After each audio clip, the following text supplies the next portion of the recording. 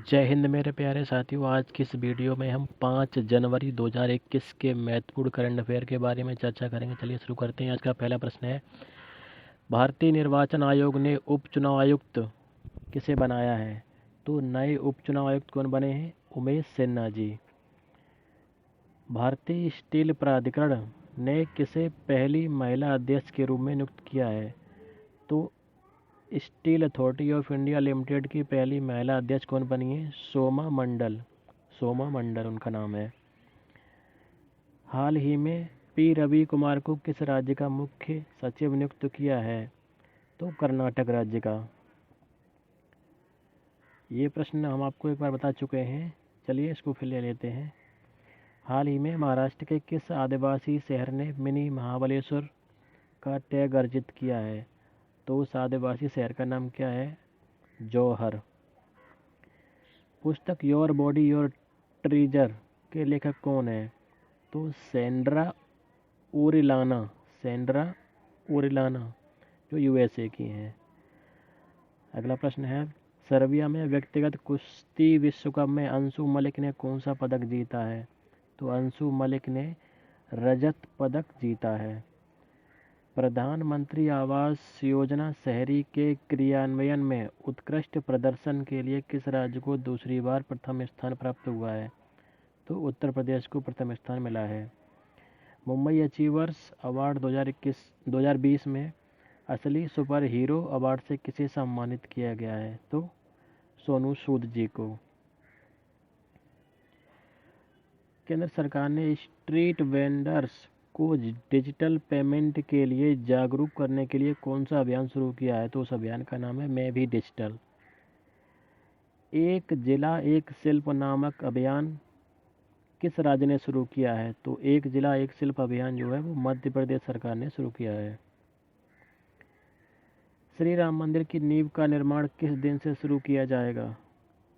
तो भगवान श्री राम मंदिर के नींव का निर्माण जो है वो मकर संक्रांति के दिन से शुरू किया जाएगा और इस मंदिर को दिसंबर 2023 तक पूरा करने का लक्ष्य भी है।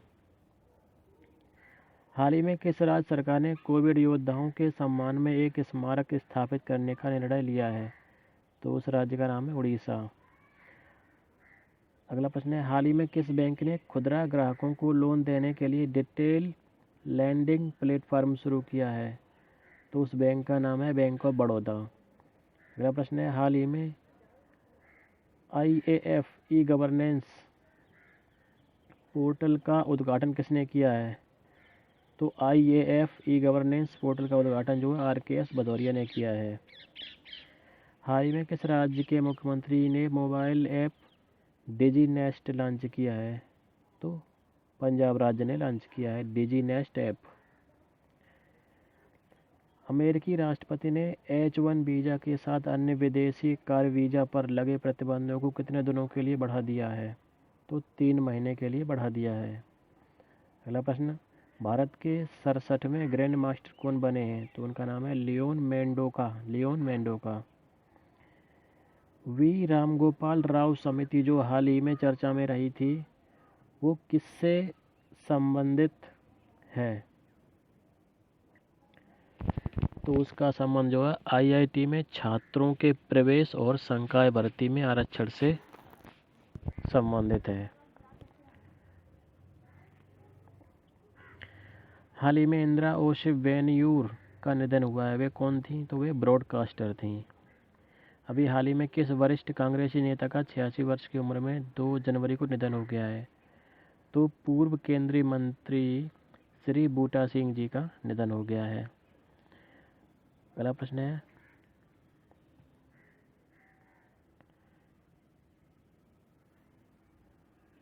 दोस्तों ये क्वेश्चन 2 बार ले गया है। हाल ही में भारतीय राष्ट्रीय कांग्रेस पार्टी का कौन सा स्थापना दिवस मनाया गया? तो वे हाल ही में 136वां स्थापना दिवस मनाया गया था। हाल ही में खबरों में दिखी BBX11 क्या है? तो ये एक जीन का नाम है जो पौधों को हरा रखने में मदद करता है। कौन सा संगठन ग्रीन प्रोपल्सन तकनीक विकसित कर रहा है? तो उस संगठन का नाम है ISRO, Indian space research organisation. अगला प्रश्न है, हाल ही में रुपे ने भारतीय व्यापारियों के लिए रुपे POS शुरू करने के लिए किस बैंक के साथ समझौता किया है? तो उस बैंक का नाम है RBL बैंक। कोविशील्ड के अलावा किस वैक्सीन को आपातकालीन इस्तेमाल के लिए मंजूरी मिल गई है? तो उस वैक्सीन का नाम है कोवैक्सीन और ये भारत बायोटेक द्वारा निर्मित है।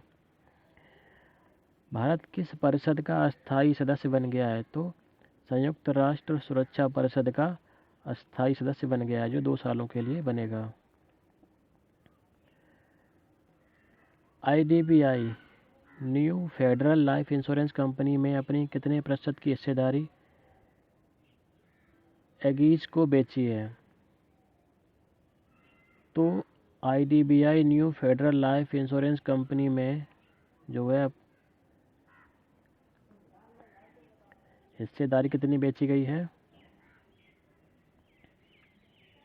23% हिस्सेदारी। अगला प्रश्न है, हाल ही में नई दिल्ली में वर्चुअल अग्री हैकेथन 2020 का उद्घाटन किसने किया? तो किसने किया था? नरेंद्र सिंह तोमर जी ने। अगला प्रश्न, हाल ही में पॉडकास्ट नेटवर्क वॉन्डरी का अधिग्रहण किसने किया? तो अमेजॉन कंपनी ने किया। किस मोबाइल नेटवर्क कंपनी ने अन्य कंपनी घरेलू कॉल्स पर शुल्क को समाप्त करने की घोषणा की है? तो रिलायंस जियो ने की है।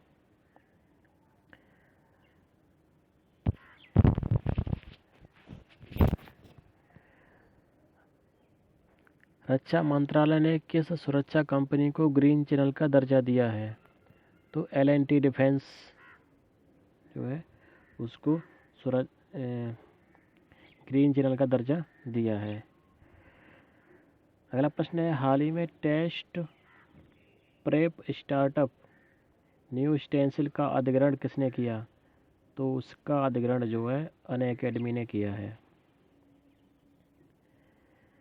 BWF ने किस देश के खिलाड़ी निकिता खाकीमोव पर 5 साल का प्रतिबंध लगाया है? तो वो खिलाड़ी किस देश के हैं? रूस के हैं। अब देखते हैं हाल की परीक्षाओं में पूछे गए प्रश्न।